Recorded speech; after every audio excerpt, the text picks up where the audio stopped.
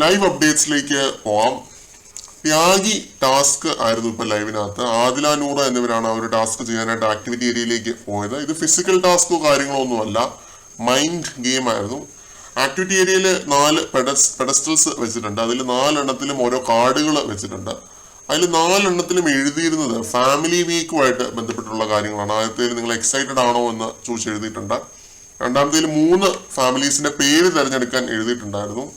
അത് കഴിഞ്ഞ് മൂന്നാമത്തേതിൻ്റെ അകത്ത് ഇവരുടെ 3 പേരുടെയും ഫാമിലീസ് ബിഗ് ബോസിനകത്ത് പ്രവേശിക്കാൻ സാധിക്കില്ല എന്നുള്ളൊരു കാര്യം എഴുതിയിട്ടുണ്ട്. 750 പോയിന്റുകൾ തിരഞ്ഞെടുത്താൽ ഈ ഫാമിലീസിന് ബിഗ് ബോസിനുള്ളിൽ ഈ സീസണിൽ പ്രവേശിക്കാൻ സാധിക്കില്ല.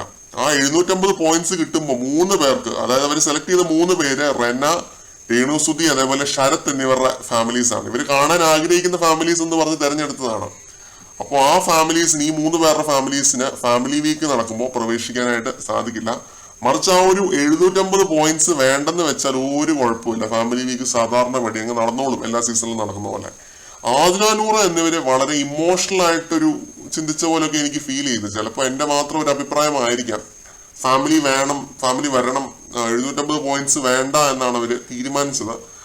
ആ 750 പോയിന്റ്സും കൂടി കിട്ടിയാൽ ആഡഡ് അഡ്വാൻറ്റേജ് ആയിരുന്നു. 3000 പോയിന്റുകൾ കിട്ടിയാനായി. ഒരു സർവൈവൽ രീതിയിൽ ചിന്തിക്കുമ്പോൾ അങ്ങനെയാണ് ഏതൊരാളും ചിന്തിക്കുന്നത്. അതിന് പണിപ്പുരയിൽ കയറി സാധനങ്ങൾ എടുക്കാമായിരുന്നു 3000 പോയിന്റിനും. പക്ഷെ വേറൊരു രീതിയിൽ നോക്കിയാൽ അവര് കറക്റ്റുമാണ്. കാരണം രേണുസുതി ആയാലും റന ഫാത്തിമ ആയാലും അപ്പാൻ ശരത്ത് ആയാലും ഫാമിലിയെ കാണണമെന്ന് ആഗ്രഹിച്ചവരാണ്. അപ്പാൻ ശരത്തൊക്കെ കൺഫെഷൻ റൂമിൽ നിന്ന് പൊട്ടിക്കരഞ്ഞിട്ടുണ്ട് ഭാര്യയോട് ഒന്ന് സംസാരിക്കണമെന്ന് പറഞ്ഞിട്ട്. അങ്ങനെയുള്ള 3 പേരുടെ അടുത്ത് അവര് ചെയ്യുന്നൊരു ക്രൂരതയായി പോയനെ പോയിന്റ്സ് ചൂസ് ചെയ്യുന്നത്. അവിടെ അവർ ഇത്തിരി നീതി പ്രവർത്തിച്ച പോലെയൊക്കെ എനിക്ക് തോന്നി. വളരെ നല്ല കാര്യമാണ്. എന്തായാലും ഈ സീസണിൽ ബിഗ് ബോസ് ഒരുമാതിരി ചാത്തന്റെ കണക്കാണ് കേട്ടോ. ശരിക്കും മത്സരാർത്ഥികളുടെ നമ്മുടെ ഇമോഷൻസ് വെച്ച് കളിക്കുന്നതിന്റെ ഒരു എപ്പിറ്റമി എന്നൊക്കെ വേണമെങ്കിൽ പറയാം. ആ ലെവൽ ഒരു സർവൈവൽ പരിപാടിയാണ് ഈ സീസണിൽ അവർ ഉദ്ദേശിച്ചിരിക്കുന്നത്.